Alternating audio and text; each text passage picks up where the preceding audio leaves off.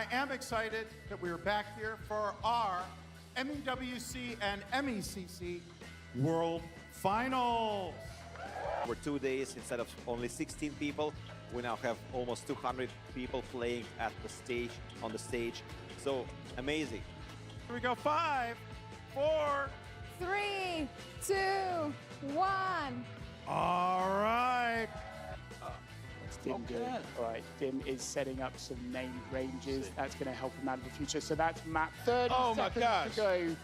And it's, are we going to see? I think it's coming. Are we going to see the belt go from Australia to Canada? Where's Is the it belt going, guys? Come on, let's hear some noise in the audience. All right, let's see.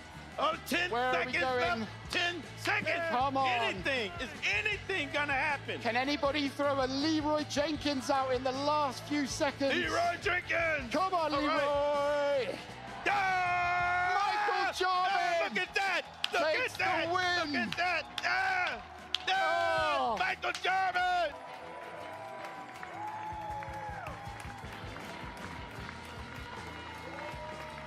Belt, you have earned it. Congratulations, my friend.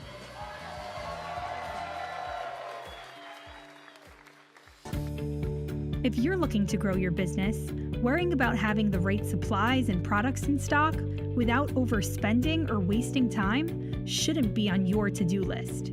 Order.co provides the easiest way to purchase and pay for everything your business needs, keeping operations running smoothly and your team focused on what matters most. Cut costs and complexity with every order and visit order.co today.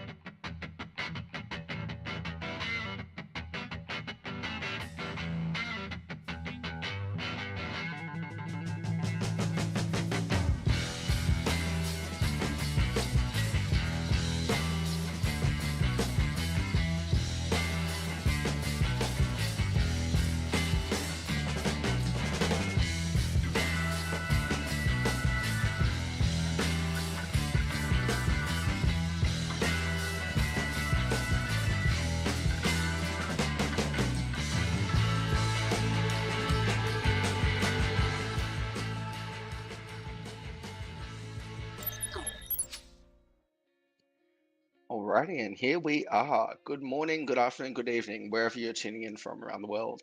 Welcome to Battle 6 for the road to Las Vegas. I'm one of your hosts, Tim Heng, and I've got Liam with me. Liam, how are you today? I'm fine. It's afternoon here in Australia, about 8 o'clock I think in the UK. So yeah, well, I'm awake for once. Excellent, that's the way. Well, we are here to decide who is going to make it to the Las Vegas finals for the Microsoft Excel World Championship. So this is the 6th battle round. I think we've had 5 so far. There are a couple more to go. But essentially, there are going to be 4 people who are competing live. There's a number of people who are competing offline at the moment as well, who will get a chance to be I guess, qualified straight into the World Championship. But of the 4 people who are going to be here live tonight, only one of them is going to make it through. So, I guess for viewers who are joining us, maybe we should take a look at what this whole Microsoft Excel World Championship 2025 is all about. Welcome to the Microsoft Excel World Championship Season 2025. There are 9 Road to Las Vegas battles that occur throughout the year. It is advised but not mandatory to participate in all of them to qualify for the finals in Las Vegas. From each of the 9 Road to Las Vegas battles, 10 participants get a ticket to the main draw of the competition, meaning they can skip the Microsoft Excel World Championship qualification round. These 90 people will be a part of the Microsoft Excel World Championship main draw, which has 256 spots. The remaining players will be determined through the qualification round on September 27th and the Financial Modeling World Cup regular season. Then, the MEWC online rounds will start on October 11th with 256 people that will play each other in a playoff format.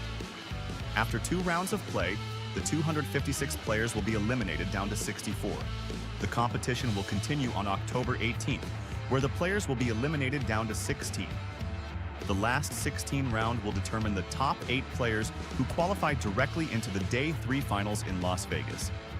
The remaining 24 players from last 32 round, as well as 16 players from last 64 round, who didn't make it to top 32, are qualified for the Day 2 matches of the in-person competition. So, how will the Las Vegas finals work?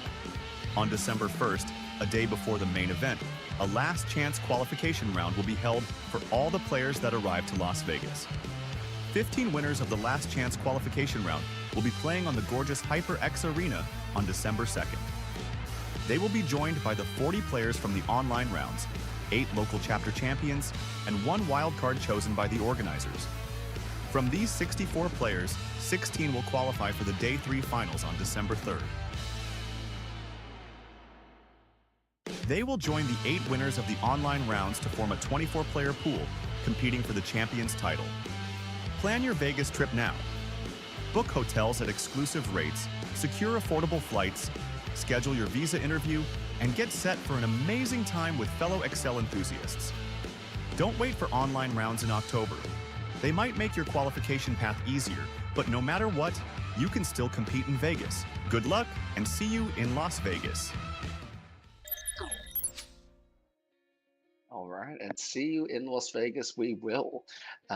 If you haven't had a chance to book, or if you're not joining one of the competitions so far, please do so. I believe the new website is excel-esports.com, where you can sign up and get involved.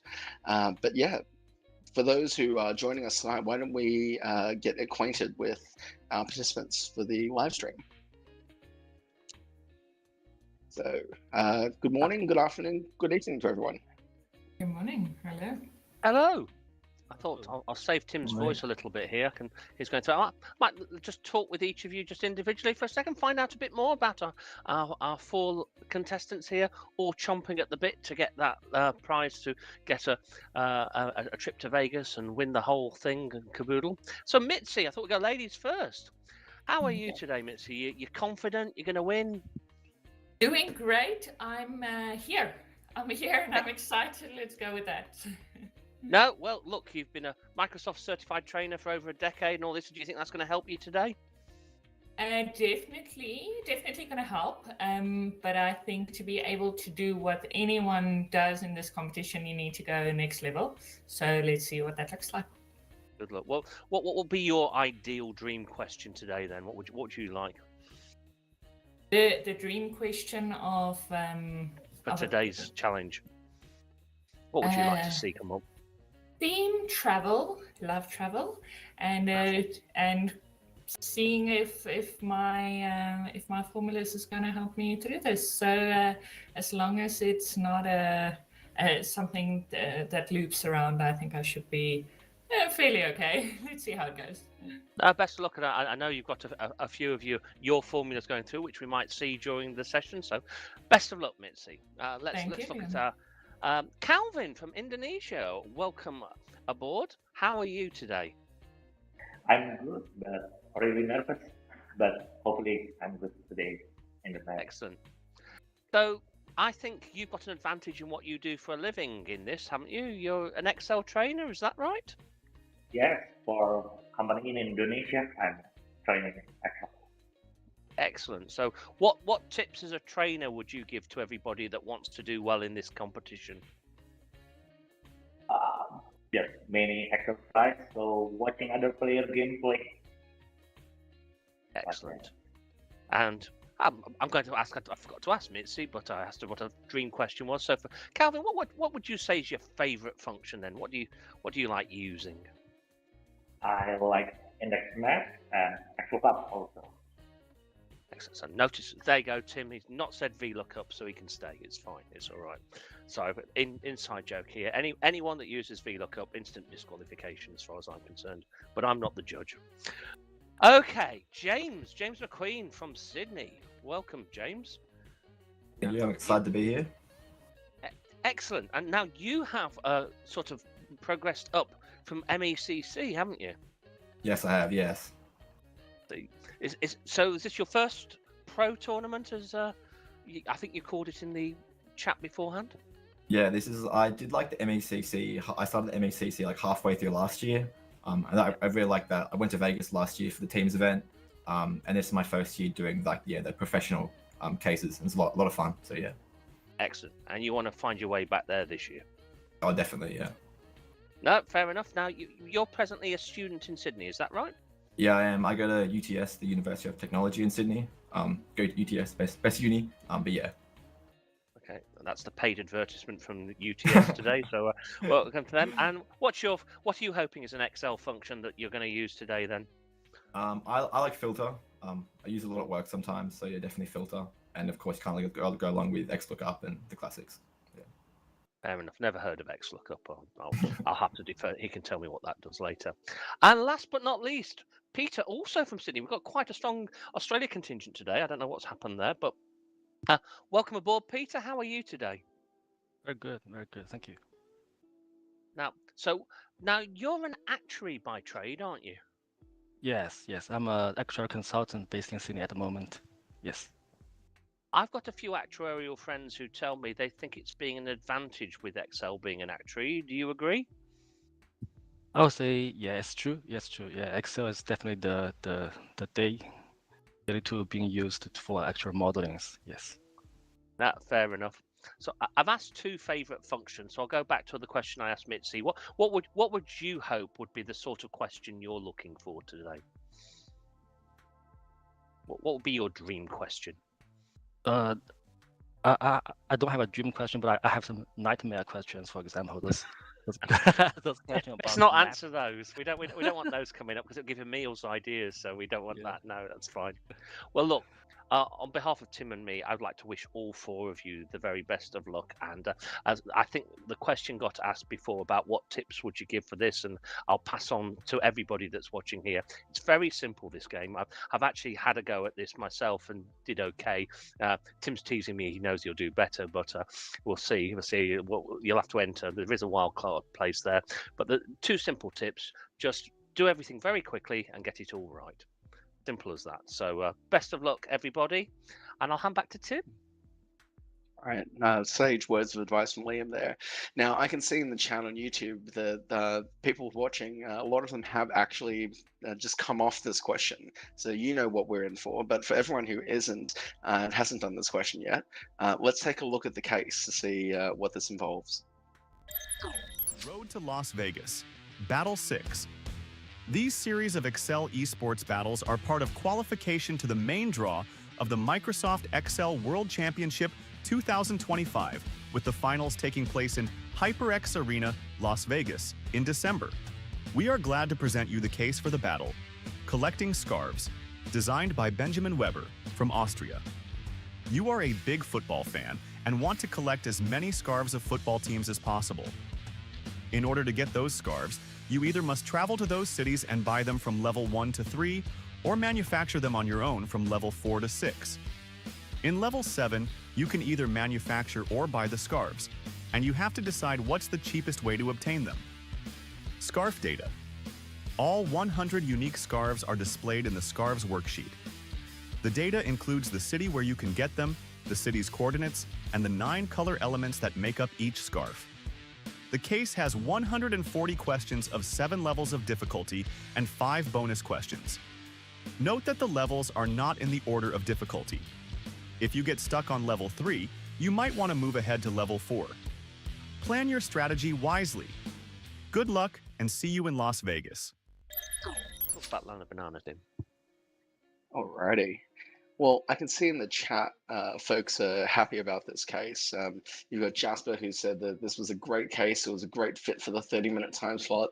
A lot of other people earlier on said that, you know, this case was not right, that it needed to be exactly 31 minutes based on how close they were to solving this. So it looks like we might be in for a very competitive sort of round. What do you think, Liam?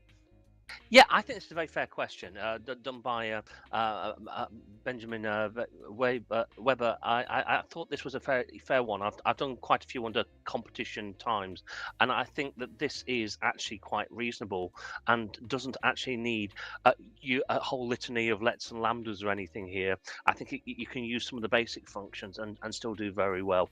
One of the things I think with it being done with time, I think people have got to get their tactics right about how they attack it. And the instructions here, I think, are very sage, and in here that read the instructions, because it is actually suggesting in there, you know, some tips that I think will really help everybody that's doing this competitively, and those who are doing it for fun as well. That's right. I love the fact in this case that it doesn't require a whole bunch of past knowledge as well. So it's not like a lot of the card games and board games where if you happen to have played that card game before, you do get a competitive advantage. So yeah, I'm really looking forward to see how this case pans out. Well, I disagree. I've got a collection of 300 scarves, so I think I'm going to do really well in this.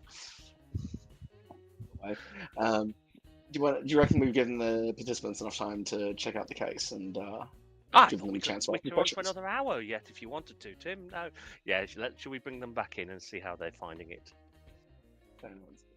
Alrighty. So hopefully everyone's had a chance to review the case and to read the instructions. As Liam says, read the instructions very carefully. Does anyone have any questions before we get started? No? Everyone's happy? All right. Well, without further ado then, good luck, have fun, and you've got half an hour. Your time starts now. Best of luck.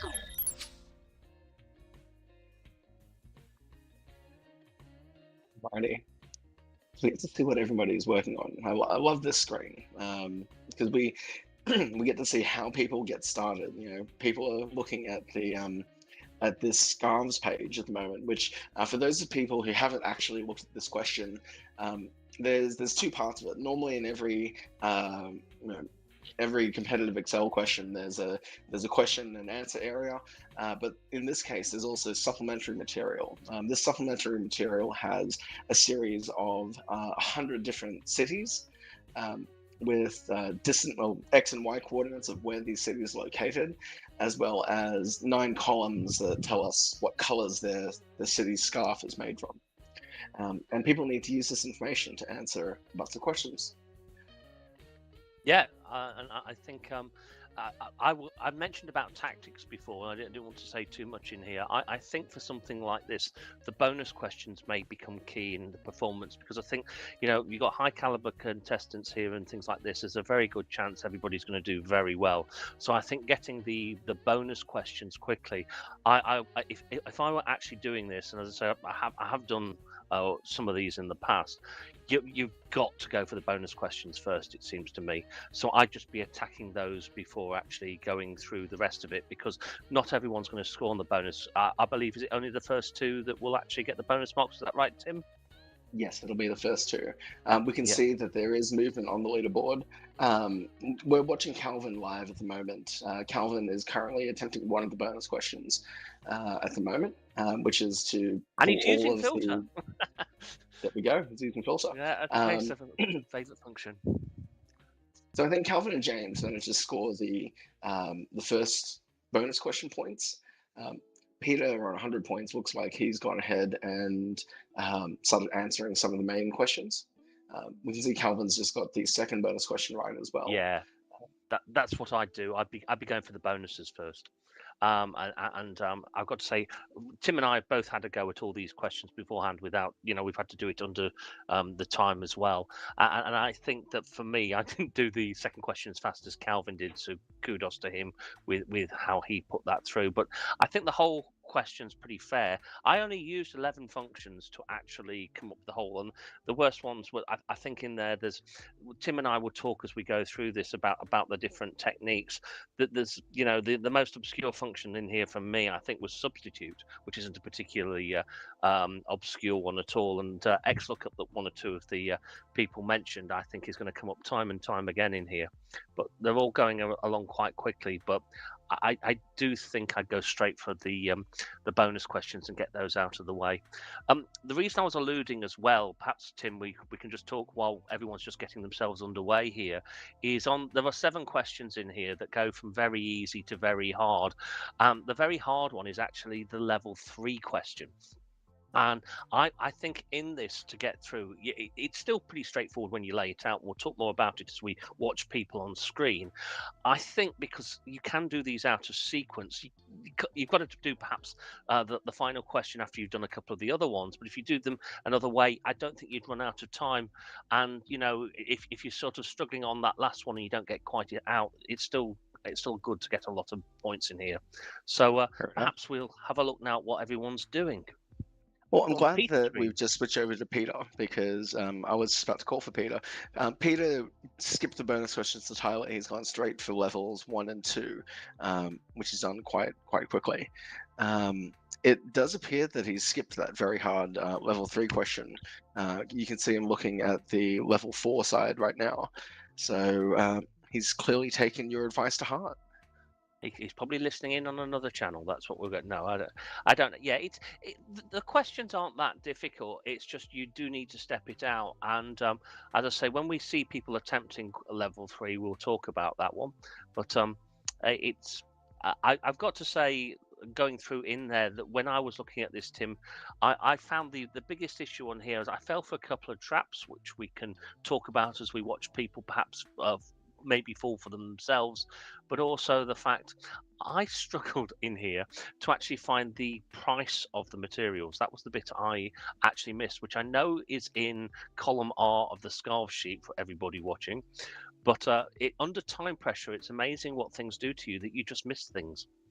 So well, it's interesting what Peter's doing here. He's used some named ranges to try and make that whole referencing the color chart a little bit easier. I always find that really nervous. You can, I don't know if you saw, his named ranges were LLC in this case, which I assume has some sort of reference for himself in terms of why he'd use that particular named range. But I always get really nervous because when you use named ranges like that, how do you remember and keep track of all the named ranges that you're going to use for the next half an hour? So I hope it doesn't cause them to come unstuck. No, and I'm interested how he's having a go at question 4 as well. So in question 4, the aim is on this one. It is that you're actually looking to find out in terms of figure out how many materials you need and things like this. Tim and I actually did this completely different ways, and so what I think, Tim, he's done it the way that you would have gone about it, the That's mid right. and the sequence. Yeah, using that mid and sequence and the length of it to try and work out how does something, well, to basically generate a list of all the individual colors that are used, and then possibly filter or sort out that list accordingly. You use substitute, didn't you, to get that? So what I did was I concatenated the whole list of items to put them together, and then I just used the length. So 45, because each scarf is 9 characters long, and there's 5 of them. It was 45 minus the length of it's substituted with removing the letters out.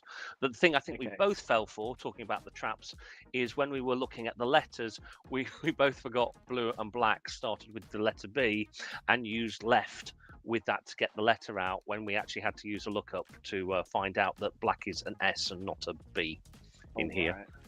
So we're looking at Mitzi's screen at the moment. Now, Mitzi said she wanted a case to do with travel, right? And this is certainly a case to do with travel. Work out the distances for sure.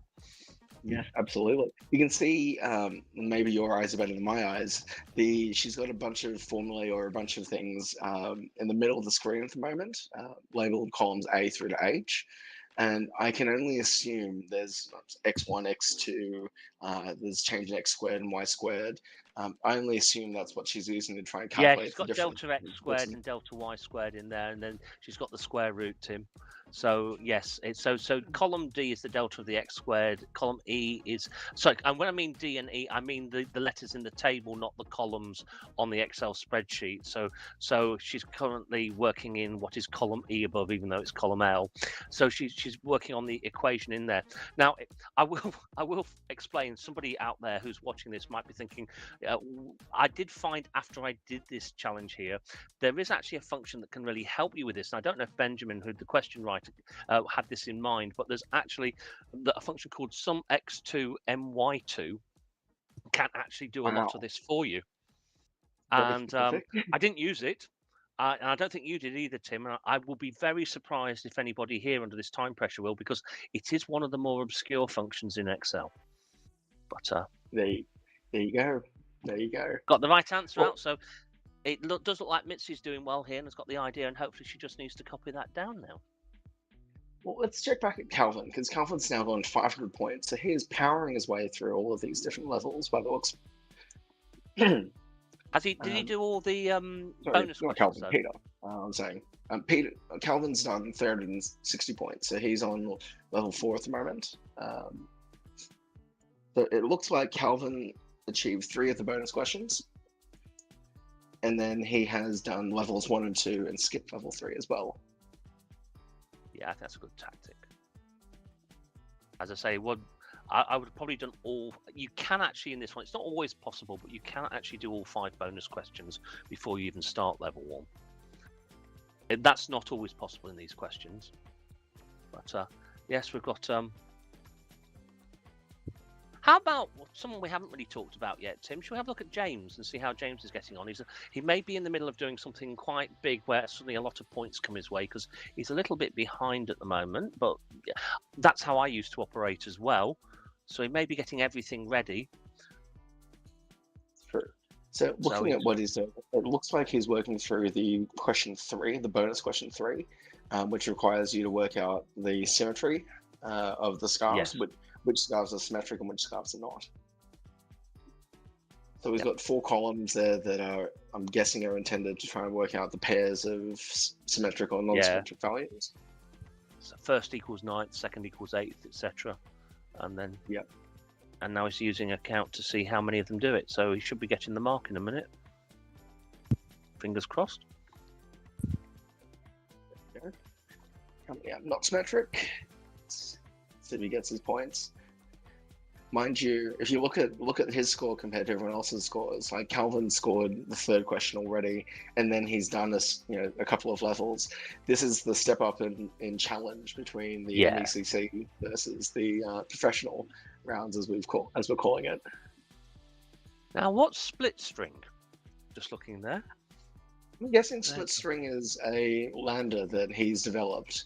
That's there to just save him a little bit of time. So where we saw, I think it was Peter previously using mid and sequence, I'm assuming that split string is actually a lander that has exactly that mid sequence, mid len. but built into Probably. a single thing so he can just dump it in one place. Well, it could be old school Tim, and he's using a user-defined function. True. Could be the case. No, nobody does that. Nobody. I'm showing my age now. It's okay. That was said, tongue firmly planted in cheek before everybody throws me under a bus on YouTube. So there's no need to comment on that. I know that's probably very unlikely. But James has come up with that, so it's coming up in here. So in terms of the bonus questions, anyone had a go at questions 4 and 5 yet? Then I wonder. Not yet, not by the looks of it. It looks like Calvin and James are the only ones who really made a play for the bonuses. Or if Mitzi and Peter, I mean, Peter went straight for the questions, but if Mitzi went for the bonuses, she lost it out to Calvin and James. So only two people can get the bonuses. That's exactly what I'm talking about here. I think because if you back yourself to get the questions and go through, and let's say you don't even get the level 3, let's say level 3 becomes a bit of a problem for you and you don't get that out. There's 100 points at stake in there, but the others, levels 1, 2, 4, 5, 6, and 7 are fairly fair. They're pretty straightforward. There's nothing particularly that challenging compared to some of the questions out there. No background knowledge. What may differentiate people and get people that Vegas ticket is how they're going to do on the bonuses. And of course, I think attacking that at the beginning, that was definitely, I'm sorry to keep banging on about this, and I think I do this every time I'm here, broken record, but you've got to go for the bonuses straight away. The one tip I would give, actually, I think, in terms of this, and I know, Tim, you disagreed with me, is I'd have probably done the bonus 1 first, then 3, 4, 5, and back to 2, but that's because I can't go as fast as Calvin did, because Calvin hammered that out in seconds, and I was quite impressed with that. Well, the interesting thing with the bonus is that so Calvin's got the bonus for questions 1, 2, and 3, which are worth 120 points together. But the bonus questions of 4 and 5 are worth 130 points. Yeah. And so if Peter was able to finish all the questions and then clear bonuses 4 and 5, that actually trumps Calvin's full question completion with only bonuses 1, 2, and 3. Which is why you so go the order of the bonuses are actually quite important. Yeah. Let's head back to Peter, because I think Peter is solving a lot of the levels at the moment. He's looks like he's solved question 5, possibly question 6 as well. Yeah, so he's completed question 6. He's working on question 7. So to those fairly forward, yes. Sorry, you carry on. Those who aren't aware, don't know what the question involves. The first 3 questions relate to traveling around and buying the scarves. Questions 4 to 6 relate to making the scarves yourself, and question 7 requires you to sort of combine both bits of that knowledge and pick and choose whether you would buy or buy or manufacture the scarves yourself. So it looks like Peter is trying to do something about it on a scarf by scarf basis, which is really interesting. Normally, people try and tackle the problem, and so they work on the actual finding an answer for each level or each question in the level that's put forward. But it looks like Peter's trying to establish some sort of a general all city solution, and maybe look up that city instead. Oh no, he's solving the bonus questions. There you go. No. But where's he starting on there? Because if some of the marks are already gone.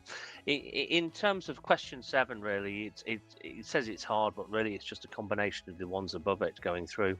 So we've got in here at the moment that people are attacking. It might be interesting to see what Mitzi's up to, because levels 1 and 2 are going through. I wonder if Mitzi's attacking level 3. Because it's sort of not doing the bonus question, or is she going through the bonus questions, Tim? I didn't think she was going through the bonuses, but there we go. She's skipped past level 3, and she's trying to submit an answer for level 4. Although I think she's copied and pasted things from level 4, but maybe she's not got the answer right, and that's why she hasn't scored any points for it. So she's abandoned and gone to level 5 for the time being. And that's a double-edged sword, I find. On the one hand, you don't want to get too bogged down into something that's clearly not working for you. On the other hand, a lot of the time, the information that you gather from solving an early case correctly is crucial to being able to solve the later cases, the later questions. True. Sorry. but there's the time management as well. I'd say sometimes what I think some people can do is they'll go to another one, and whilst they do something robotic, they can be thinking about what they think the roadblock is as to where something's gone wrong, and be multitasking in perhaps, you know, setting up a lookup table or something for the next question while they're still trying to work out what's gone wrong in that. So, you know, it can be that whilst you do something else, you can be thinking through the other solution. Oh, look, we've got Calvin has taken the lead now, so we've had a change in the leadership. And I do, as I say, I don't want to play favourites and things like this, but maybe if we go back to Calvin here, we can see that why I think Calvin's in a good position, and I'm not just saying that because he's first, is he's also attacked the bonus ones. And I think there is time after you've done the bonus ones to get most of the other questions out. And I think that puts him in a strong position, albeit, as you said, Tim, there are 130 points at stake for bonus questions 4 and 5. So what's he working on at the moment? Level 5 is I it? He's actually working on? think that's going to play into his advantage in this particular battle. It might not work as well in the finals, but in this battle where 2 people can get the bonus points, he and Peter are clearly going to be fighting it out for, you know, locking in bonus questions 4 and 5. So if they can both get the points and Calvin's locked in all 3 of the first questions as well, those are points that Peter can't get anymore because James has taken the other 3. But you got to play to what the system is, and so I hear you. But I think where I would disagree with you there, Tim, is the fact that you're taking advantage of the rules. It's clearly said how bonus points are working. So I would have just gone for all 5 bonuses before anything. Just bang. I'd have even tried to work out the first. So you can sometimes one of them, it says which is the most common flag. You're not allowed to touch anything, but I might be actually counting up and see if I could work it out in my head and just put it in and see if I could get the points straight off. I've done that before in one of the real ones. But then, that's because I'm sneaky. What's going on here then, Lynn? Right. Yeah. So he's put this up against his level 5 answer, but yeah, I think he's actually trying to solve bonus 5 is my, or bonus 4 or 5 is my guess. It may be. It is a bit. Yeah, I think you're right. There we go. He's got the points for Lisbon. So I think then that puts him in a good position. I think in a very good position. That's right. Now, if I'm not mistaken, level 7 is not worth that many points. I mean, it is. It's worth like 160 points. So Peter could still throw him with solving level 7, but I mean, they both have 10 minutes to solve it, and then level 7 is not a 10-minute question. So I think Calvin's definitely in the box seat. Yeah, I think so at the moment. It's interesting to see that there does seem to be definitely 2 divisions operating in here at the moment. Although sometimes what happens is people get things ready. So I think when you were putting all this together, you said you built an engine, didn't you, Tim, to actually solve. You realised there were certain things you needed time and time again to get how many materials you needed, and you built yourself an engine that you could then apply to various questions. And I think sometimes. Right. So it is possible you can suddenly do 3 questions at the same quickly. time. Yeah. Yeah. So this is where I think Peter is actually going to come unstuck a little bit, because when he solved the earlier manufacturing questions, he was solving them sort of in line quite quickly using lambdas that were very, well, not lambdas, lets, that were very specific to the question that was being asked. The question will be whether he can generalize it in order to sort of expand it out and get the 7th question. I've just had word, by the way, Calvin is up to 890 points, meaning that he's solved the 5th bonus question as well. Excellent. So it's really meaning here then, looking at this, it's going to be very difficult for Mitzi or James to come charging through, I now think, because with Peter and Calvin both getting the big points on the bonus questions, it's just going to be very difficult for them to come through. So it's looking quite an interesting challenge in there. I still think that Calvin's in the box seat of the two. I know that sounds interesting because he's first anyway. Sounds like I'm stating the obvious, but I'm interested to see. Let's just not focus on the runaway leaders here at the moment. Let's see how our MECC person James has just gone up to third, taken a lot of points, 340. What's he been up to? So he's currently looking at level 4. So level 4 here, what he's looking at trying to do in this particular one. He's completed 4. He's moving on to 5 now. Good. Yeah. Thank you. So it's now looking at how many of the colour elements can be found in the city's scarves. So he's trying to put that through. I find it interesting that he's even skipped question 2. Because question 2 was one of those ones that I think everyone else banged out pretty quickly and got out of the way. So I'm curious whether he tried to solve it and hit a roadblock, or whether he's just trying to go for things that can get him more points faster. Yeah, it's amazing what pressure will do to you, isn't it, in terms of with that? Because it is pretty straightforward question 2. It's just basically uses a round and a square root, and the formula is actually given to you in the notes, but you can just go wrong. In terms of technique for going in here, he's using a lot of headers there, and writing them out in full. And I probably wouldn't write all that, to be honest. Is a kind of like a pro tip I'd give him going forward. I like the best practice. I do like seeing well constructed spreadsheets. And this is where I think we'll have to agree to disagree, because I think more people get themselves stuck by trying to shortcut things and not label things properly. And so having things that are properly labeled are probably going to help, I think, long run. Well, it would be boring if we agreed on everything, wouldn't it? It's a case.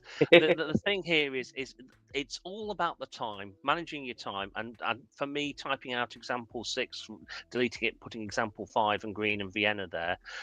In terms of, for me, I think is time. Perhaps just because I'm too slow, I haven't got to actually do. He's concatenating. Okay, so right, all right.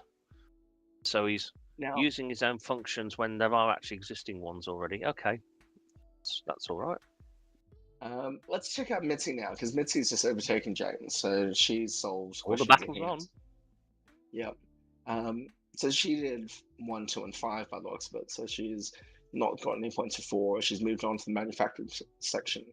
And so 5 leads quite nicely on the 6, if I'm not mistaken. Yeah. So it should be. It's pretty much so. Score 2 points. And this is the one I think where we got caught out with so you're trying to find out how many there are of each colour, and then you realise that the blacks and the whites, etc., get it. So the blacks and the blues, you need to be able to differentiate between. That's right. Yeah. For those who are wondering what we're talking about, it's so natural to think of this as being okay. Well, W is white, G is green, B is blue, and so on. And so you just take the first letter of each color and you look for it. But the problem with that is the actual colors themselves is blue and black, and so they have different letters that they use to disambiguate them. Now we've got a problem here that we're using a spill where we've got text in there. Is that hanging? It is hanging. She's done something interesting there.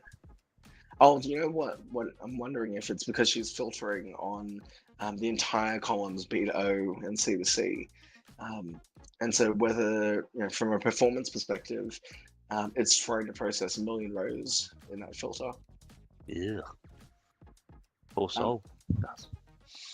I do want to know, Calvin has hit 1,050 points, so he's managed to solve either question 3 or question 7. So we should probably go take a look at him and see. My money would be on 7 first, the way Calvin's been going at it. Let's have a look. See who's right. Is he going now for question 3 or 7? So when we get to Calvin, we'll see. There you go. He's doing 3 now. Yeah, so he'd finished 7. So he's left 3 to the end, which I think is the right move. So, the issue with 3, just to explain, because we've not really talked about 3 yet, is that what you're trying to do is you're trying to work out the distance, and so you work out how to do that in question 2. So it's with the square root and the rounding and everything.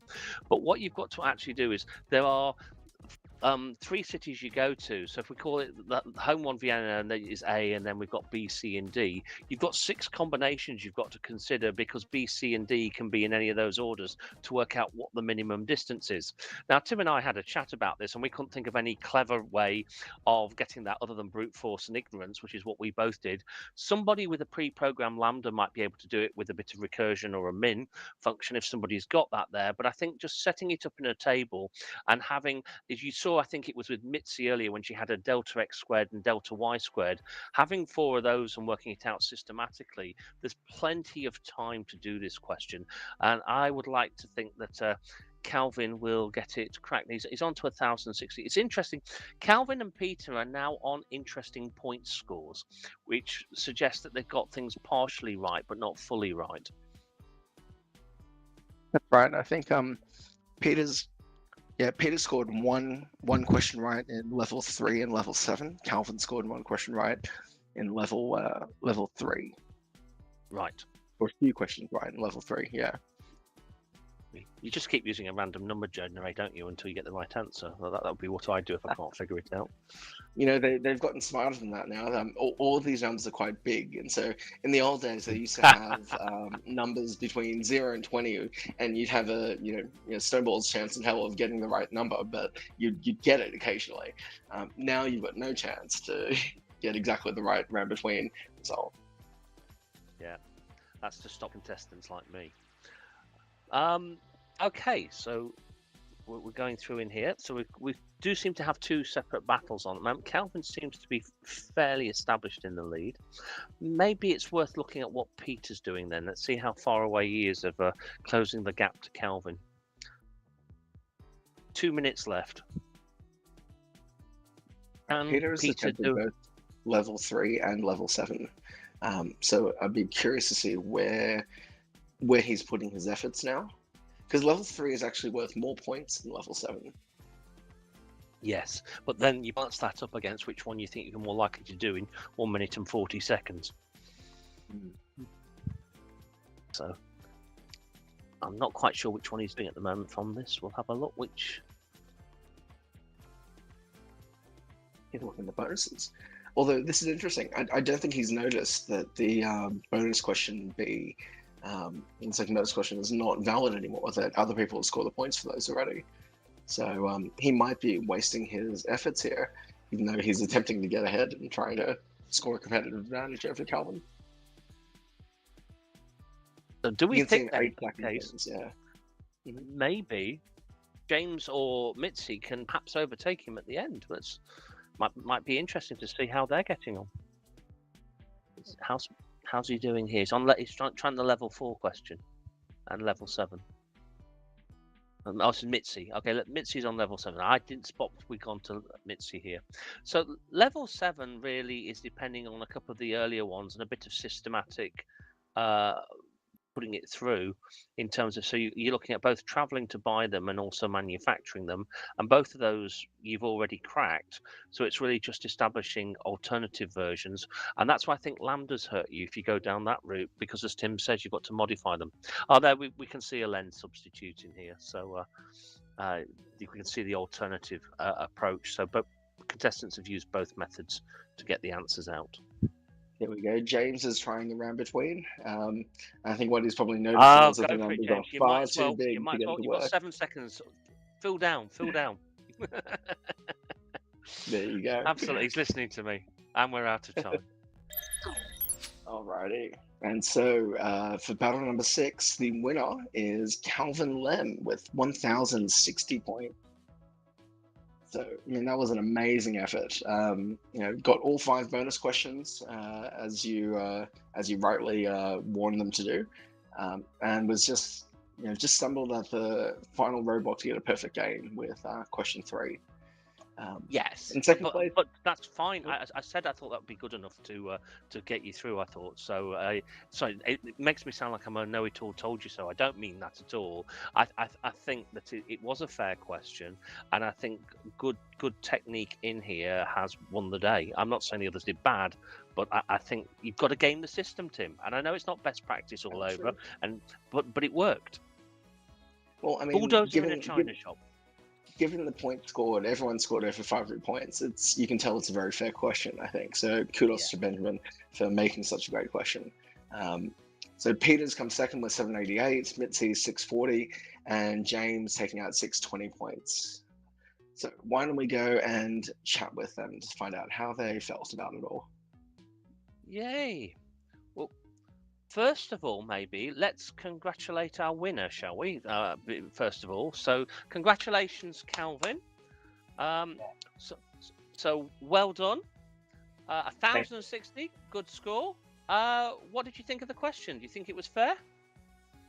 Really fair. Oh, I love non-map case.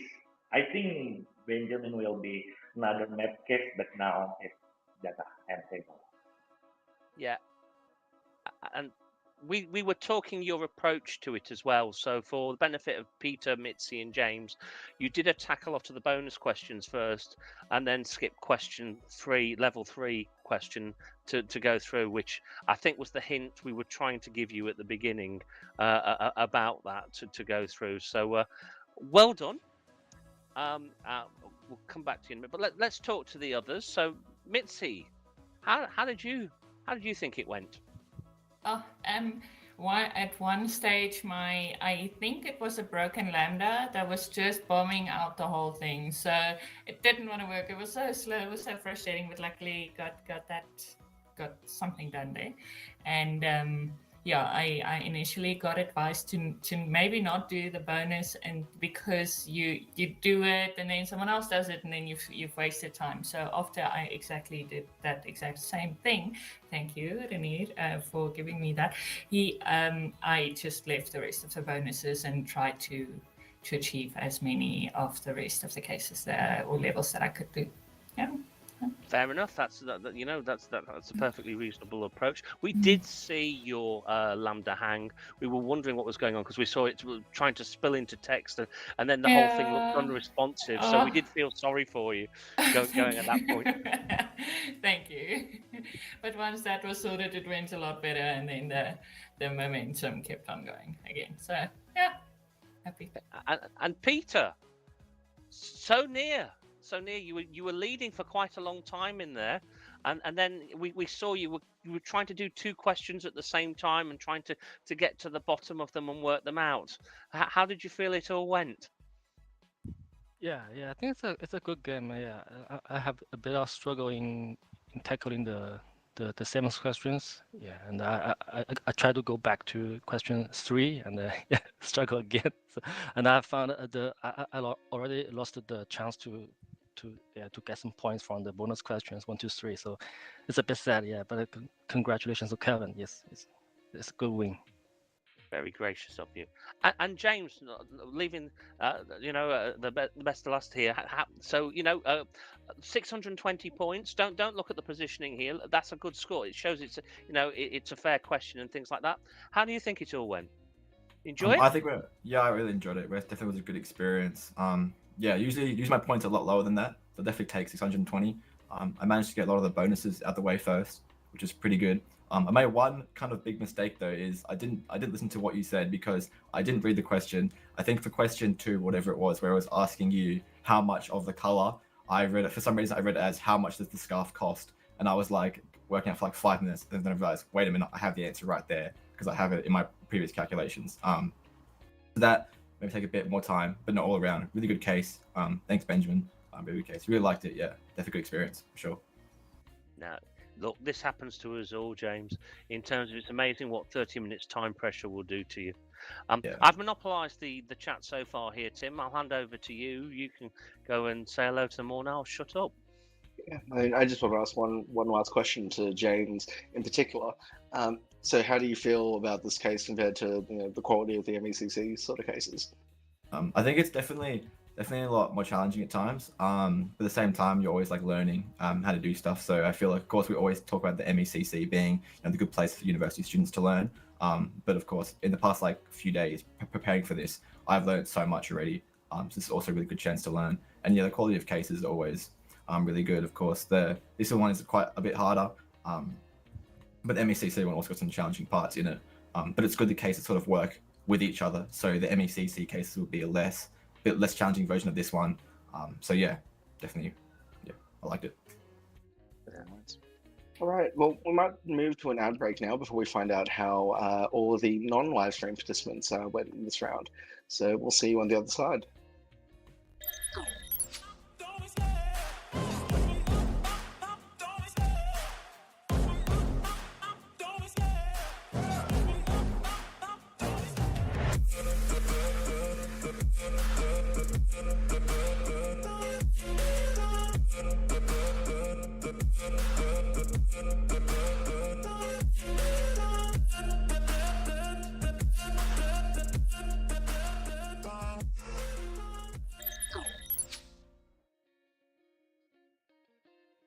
Here we go. All right. So these are the Maximum folks scores. Absolutely, but I mean, this is the who's who of the esports, Excel esports community, right? So you can see Eric Ashton is the not only perfect score but the fastest at 15 minutes and 23 seconds. That certainly puts our times to shame, Liam. Andrew Nye, who was three-time champion at 16:34. Andrew, that's rubbish. Only second. You can see He is Diarmid in fifth beatable. place. There you go. Yes. That's it. So these are pretty good results. But if you look at the yellows, the yellow names there, Elion, I can't pronounce the surnames unfortunately. Vu, James, Jasper, Prithviraj, and Daisuke are the qualifiers for this round in terms of being able to head on to the main round at Vegas. Congratulations. All right. Congratulations to them. Oh, and Hayden as well. There you go. Hadin. Is it Hayden or is it Hadin? I think we've got. I've made the same mistake there. There's still some good totals in here. You know, if you're coming in here, look at the top 40 here. These are still good scores. Well, I think it's important to remember that when you're playing offline, you don't have the same sort of pressure as when you're playing online. And so, you make less mistakes. I think you tend to be more comfortable. You also have access to all 5 bonus questions as well. So those who are playing offline don't need to compete for the bonus questions. So there's an extra 250 points that are easily on offer. That's a very good point, Tim. That's a very good point. So, yeah. Mm-hmm. So congratulations to everyone who has participated. I can see a lot of them are in chat as well on YouTube. So g'day to all of you there, and congratulations to those of you who've made it through. Commiserations who didn't, those who didn't, but there's always next time. So look forward to seeing you then. We also have the under 25s, and the Masters age groups. So Harry Watson has qualified into the under 25s. And Eric Owen is in the Masters. So there you go. So how old do you have to be in the Masters then, Tim? I must be close to that now. How old do you need to be in the Masters? That's a very good question. Not sure. I'll need to look that one out. Been told if that I ask my daughter what's old, she'll say to 25. You need to be in the 50s, so you can compete in the Masters if you like, Liam. So I'll go for it then. Yeah, why not? What do you mean over 50? Right. What are you talking about, Tim? Don't know what you're talking about. Let's move on. You don't look a day over 21, right? It's all good. Yeah. That was the late Alrighty. Tim Heng just talking there. We will be sending out obituary notices later. Excellent. Well, that is it for today. Thank you to those of you who are online and joining us, are watching this after the fact. It's been great having you all here. Liam, is there anything you want to shout out or I say? just want to say we well done to everybody that even just took part, and there were some great scores in there. Yes, you got the bonus points to yourself, but they're still good scores. Congratulations once again to Calvin, but well done as well to Peter, James, and Mitzi as well. And it's great that they've had the sportsmanship to be on here. I want to echo, it is much harder when it's being watched as well. It adds that extra level of pressure. But I certainly enjoyed it. And can I just do one last shout out, which is actually to our quiz master Benjamin Weber. Is it Weber?